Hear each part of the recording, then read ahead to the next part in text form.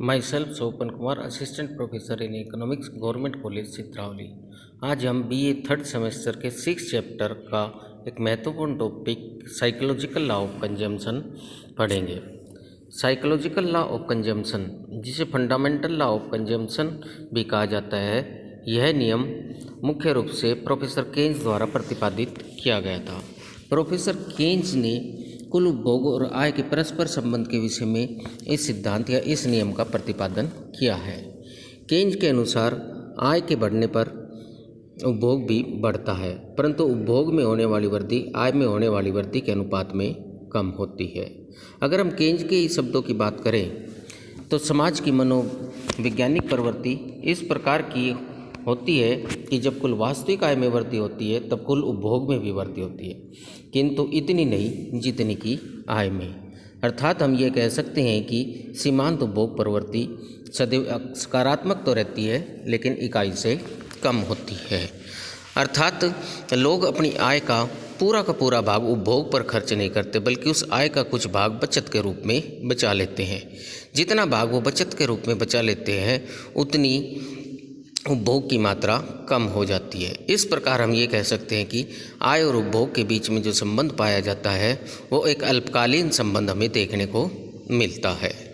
इसी कारण ये कह दिया जाता है कि आय की तुलना में उपभोग में कम वृद्धि होती है। यह नियम मुख्य रूप से कुछ महत्वपूर्ण मान्यताओं पर आधारित है। सबसे पहली मान्यता है हमारे पास मनोवैज्ञानिक और संस्थागत अवस्था में परिवर्तन न होना। इसका अभिप्राय यह है कि आय के अतिरिक्त अन्य मनोवैज्ञानिक तथा संस्थागत अवस्थाएं जैसे जनसंख्या, लोगों की आदतें, रुचियां, फैशन, रीति रिवाज, आय का वितरण, कीमतें आदि में कोई परिवर्तन नहीं होता है। दूसरी मान्यता आ जाती है सामान्य अवस्थाएं। इसका अर्थ यह है कि अर्थव्यवस्था में युद्ध तथा शीत युद्ध, मंदी, तेजी, राजनीतिक उथल पुथल तथा क्रांति आदि का कोई भय नहीं होना चाहिए। अर्थात अर्थव्यवस्था शांतिपूर्ण व्यवहार में होनी चाहिए। तीसरी मान्यता आती है अहस्तक्षेप की नीति पर आधारित संपन्न पूंजीवादी अर्थव्यवस्था। यह नियम स्वतंत्र तथा संपन्न पूंजीवादी अर्थव्यवस्था पर लागू होता है। यह समाजवादी और अल्पविकसित अर्थव्यवस्थाओं पर लागू नहीं होता है। एक स्वतंत्र अर्थव्यवस्था वह होती है जिसमें लोग अपनी इच्छा तथा ज़रूरत के अनुसार वस्तुओं का उपभोग व उत्पादन कर सकते हैं, यानी कि आर्थिक मामलों में सरकार द्वारा किसी प्रकार का कोई हस्तक्षेप नहीं किया जाता है। प्रोफेसर केन्स ने इन 3 महत्वपूर्ण मान्यताओं को लेकर इस उपभोग के मनोवैज्ञानिक नियम को, जिसे हम उपभोग का आधारभूत नियम भी कहते हैं, की व्याख्या तालिका व रेखाचित्र की सहायता से इस प्रकार की है। हम तालिका में देख सकते हैं कि पहला कॉलम हमारे पास आय का है, दूसरा उपभोग का तथा तीसरा बचत का है। जब आय का स्तर शून्य दिखाया गया है फर्स्ट स्टेप में, तब उपभोग पर भी लोगों द्वारा अर्थव्यवस्था द्वारा 100 करोड़ रुपए खर्च किए जा रहे हैं। इसका अभिप्राय ये हुआ कि शून्य आय के ऊपर भी अर्थव्यवस्था में उपभोग यानी कि वस्तुओं और सेवाओं पर खर्च किया जा रहा है। तो ये खर्च कहाँ से किया जा रहा है? इसका अर्थ यह है कि लोग या तो अपनी पिछली बस्तों में से खर्च कर रहे हैं या किसी से उधार लेकर खर्च कर रहे हैं। ऐसी स्थिति में हम देख सकते हैं कि तालिका में बचत -100 दिखाई हुई है। इसके बाद जैसे ही आय का स्तर 100 करोड़ बढ़कर होता है, उपभोग का स्तर बढ़कर 150 करोड़ हो जाता है। अर्थात अभी भी आय की तुलना में उपभोग पर अधिक खर्च 50 करोड़ रुपए खर्च किए जा रहे हैं, यानी कि यहाँ पर भी हमारे पास बचत -50 है। इसके बाद आय का स्तर बढ़कर 200 करोड़ रुपए हो जाता है। लोगों द्वारा उपभोग भी बढ़ाकर 200 करोड़ रुपए खर्च कर दिया जाता है। यानी हम देखते हैं कि जितनी आय है उतना ही उपभोग पर खर्च किया जा रहा है। ऐसी स्थिति में बचत का स्तर शून्य है, 0 है। यहाँ पर जैसे जैसे आय बढ़ रही है, 0 से लेकर 100 करोड़ हुई, 200 करोड़ हुई, उपभोग भी बढ़कर 100 करोड़ हुआ, 150 करोड़ हुआ और 200 करोड़ हुआ। यानी जहाँ पर आय और उपभोग दोनों बराबर है, यहाँ पर हम ये देखते हैं कि लोगों की लगभग मिनिमम नीड्स, जो न्यूनतम आवश्यकताएं हैं, वो लगभग पूरी हो गई है। ऐसी स्थिति में यहाँ पर बचत का स्तर शून्य है। लेकिन इस स्टेज के बाद जैसे ही हम अगली स्टेज में जाते हैं, यानी 200 करोड़ रुपये से बढ़कर आय 300 करोड़ रुपये होती है, उपभोग पर 250 करोड़ रुपये खर्च किया जा रहा है। यानी कि अब आय की तुलना में उपभोग पर कम खर्च हो रहा है, यानी 50 करोड़ रुपए की बचत की जा रही है। आय का स्तर बढ़कर 400 करोड़ रुपए हो गया। उपभोग पर हम देख रहे हैं 300 करोड़ रुपए खर्च किए जा रहे हैं। अब बचत का स्तर और अधिक बढ़कर 100 करोड़ रुपए हो गया। आय का स्तर बढ़कर 500 करोड़ हुआ, उपभोग पर 350 करोड़ रुपए खर्च हुए।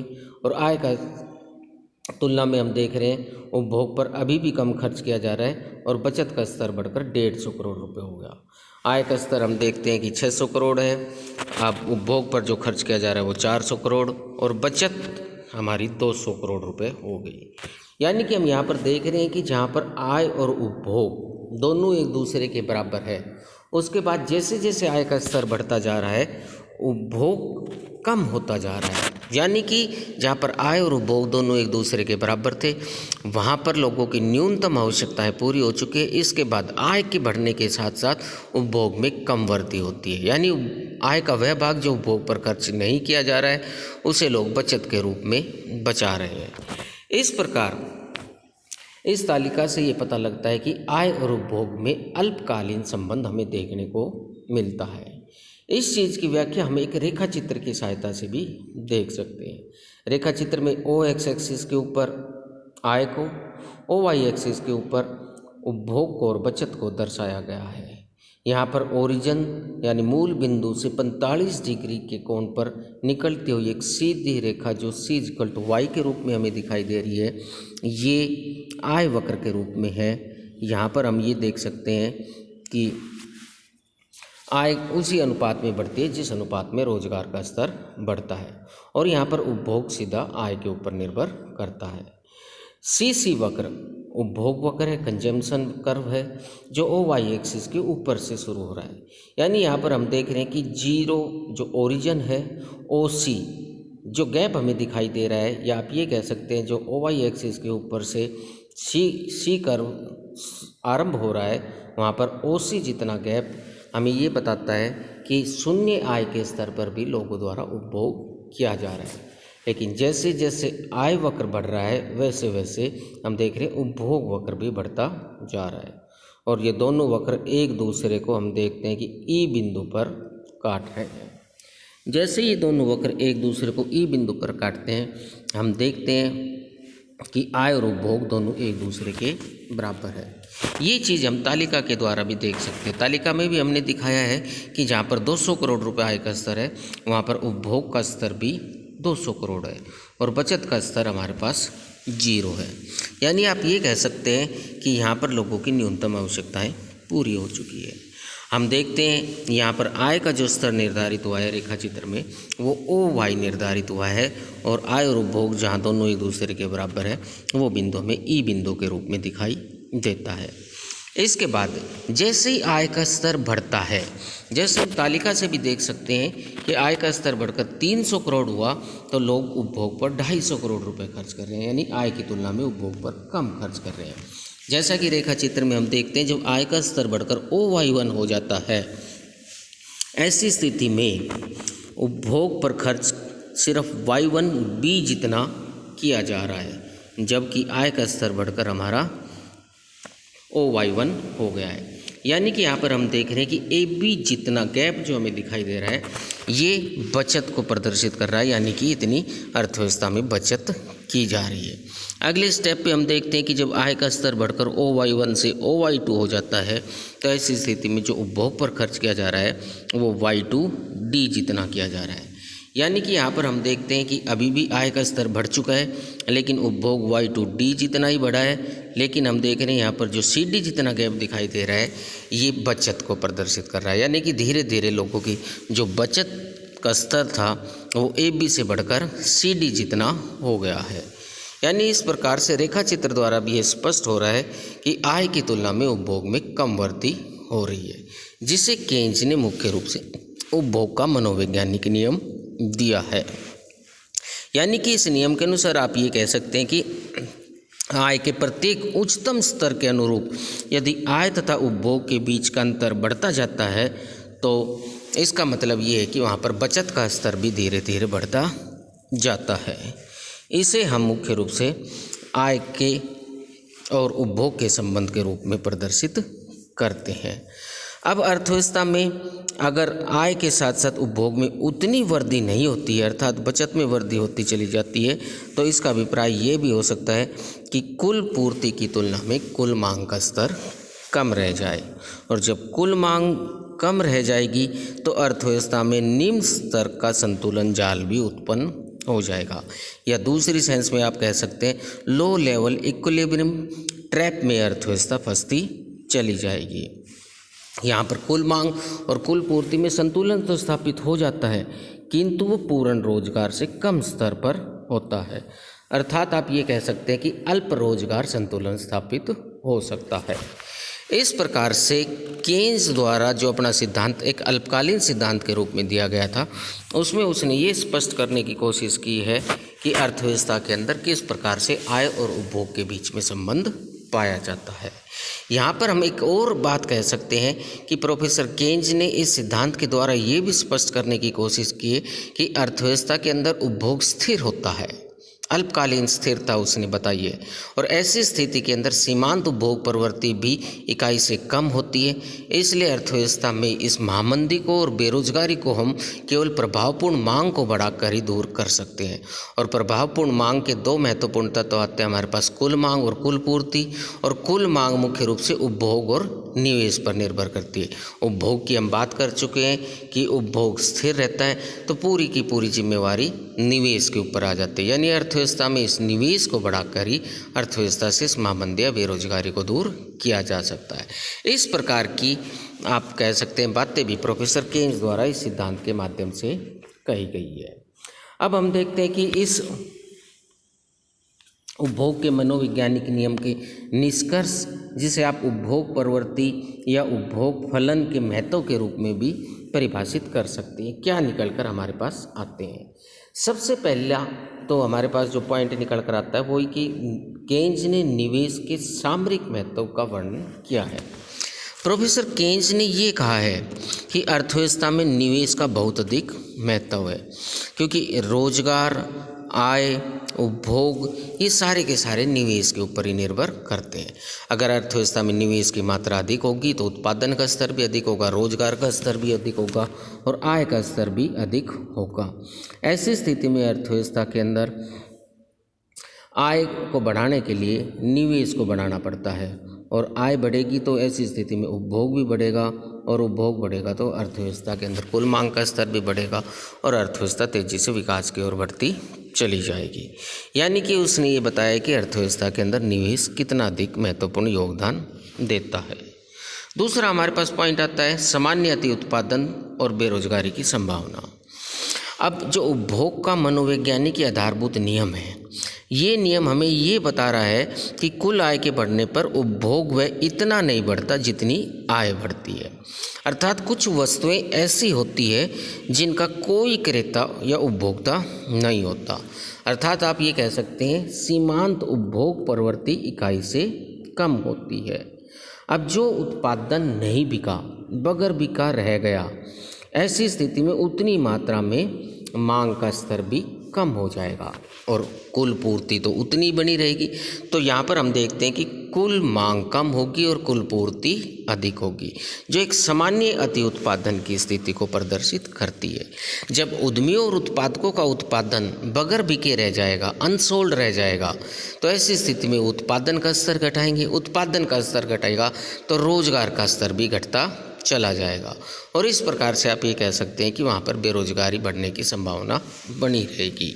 उपभोग का मनोवैज्ञानिक नियम सबसे बड़ी बात यही बताता है कि अर्थव्यवस्था में सामान्य अति उत्पादन और बेरोजगारी की संभावना देखी जा सकती है।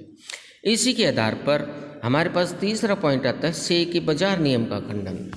यानी कि जब हम निष्कर्ष की बात कर रहे हैं तो प्रोफेसर केन्स ने प्रोफेसर जे.बी. से के इस सिद्धांत का खंडन किया है कि पूर्ति अपनी मांग का स्वयं निर्माण करती है।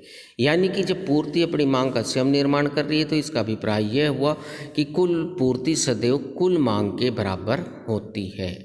लेकिन जब अर्थव्यवस्था में आय की तुलना में लोगों द्वारा उपभोग पर कम खर्च किया जा रहा है और उपभोग कुल मांग का एक महत्वपूर्ण घटक होता है, तो वहाँ पर कुल मांग कुल पूर्ति की तुलना में कम रह जाती है।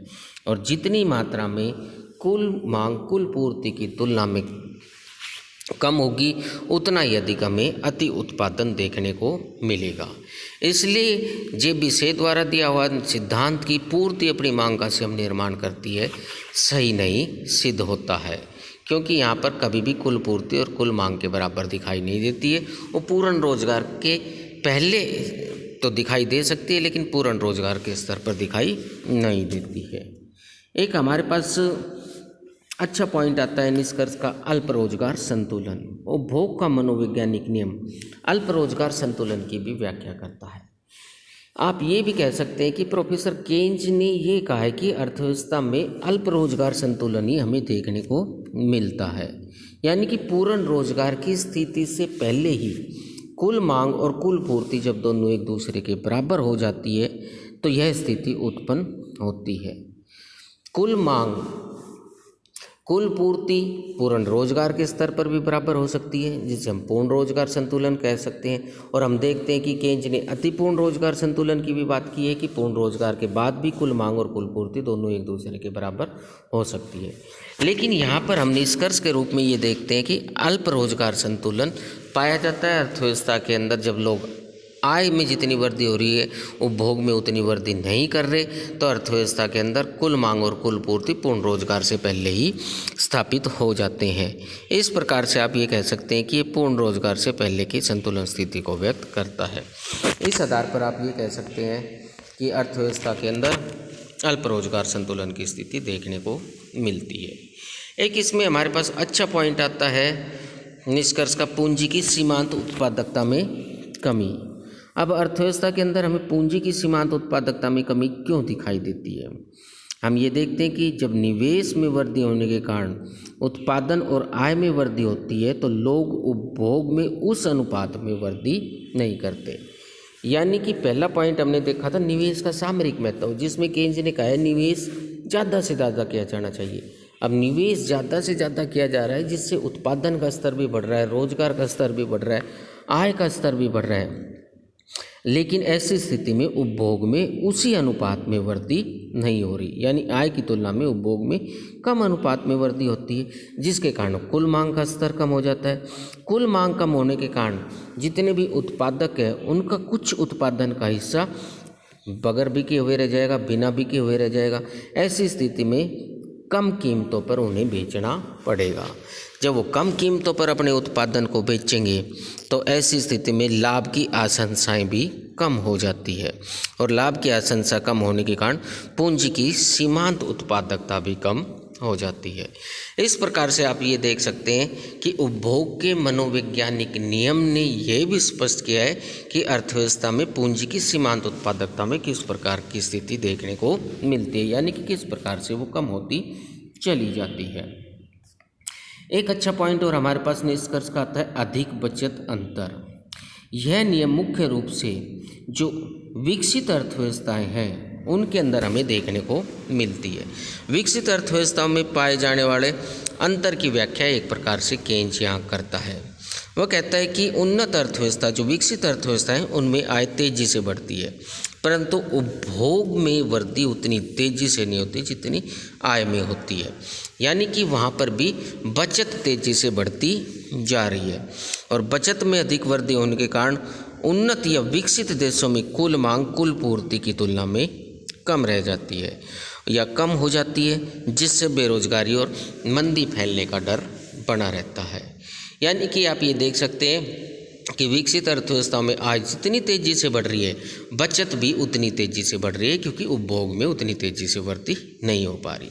इस कारण से अधिक बचत अंतर, लोग जितनी ज़्यादा बचत करेंगे अर्थव्यवस्था में, इसका अभिप्राय ये हुआ कि कम खर्च करेंगे, कम व्यय करेंगे, कम व्यय करेंगे, अर्थव्यवस्था में मांग का स्तर कम हो जाएगा, मांग का स्तर कम हो जाएगा, उत्पादन का स्तर कम हो जाएगा, रोजगार का स्तर कम हो जाएगा, आय का स्तर कम हो जाएगा, और इस प्रकार से अर्थव्यवस्था के अंदर अधिक बचत अंतर हमें देखने को मिलेगा।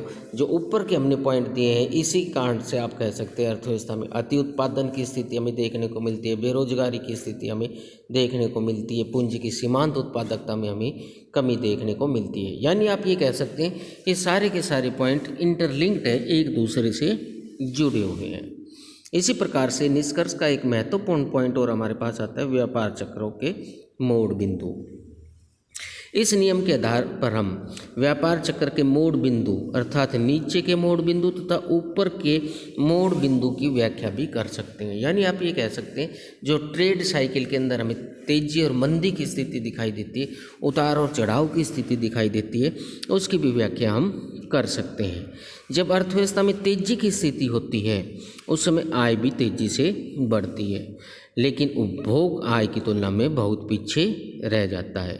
इसलिए वस्तुओं की मांग कम हो जाती है और वस्तुओं की मांग कम हो जाएगी तो अर्थव्यवस्था नीचे की ओर यानी कि नीचे की ओर मुड़ती चली जाएगी। और इस प्रकार से आप ये कह सकते हैं कि यह व्यापार चक्र के निचले बिंदु पर पहुंच जाएगी, जिसे हम मंदी की स्थिति कह देते हैं। और इस प्रकार से धीरे धीरे आप ये कह सकते हैं अर्थव्यवस्था में मंदी की स्थिति बनी रहेगी और ऐसी स्थिति के अंदर इस मंदी से छुटकारा पाने के लिए सरकार द्वारा निवेश किया जाएगा। अर्थव्यवस्था में कुछ पुनरुत्थान की स्थिति उत्पन्न होगी और अर्थव्यवस्था फिर से ऊपर की ओर बढ़ना शुरू हो जाएगी।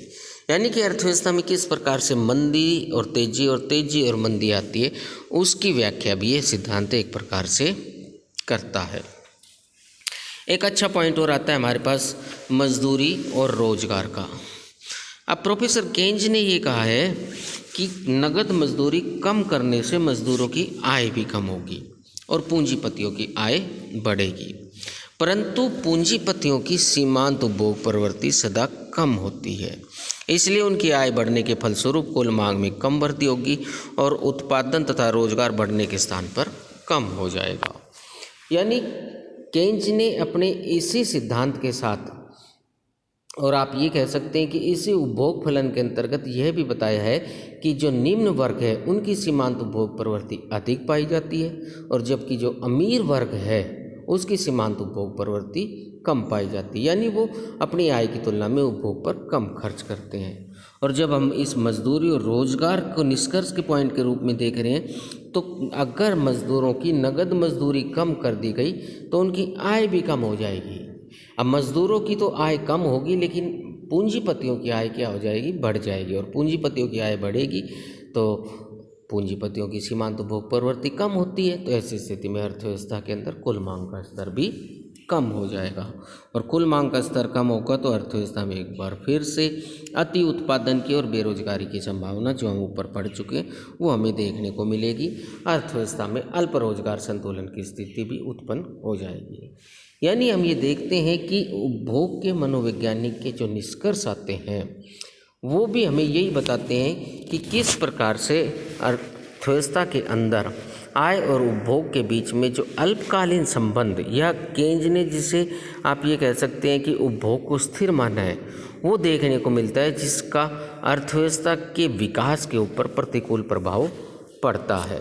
इस प्रकार से आप ये कह सकते हैं कि हमारे पास BA थर्ड सेमेस्टर का जो 6 चैप्टर था उपभोग फलन, उसके अंदर हमारे पास ये उपभोग का मनोवैज्ञानिक नियम आता है जिसे हम उपभोग का आधारभूत नियम भी कहते हैं।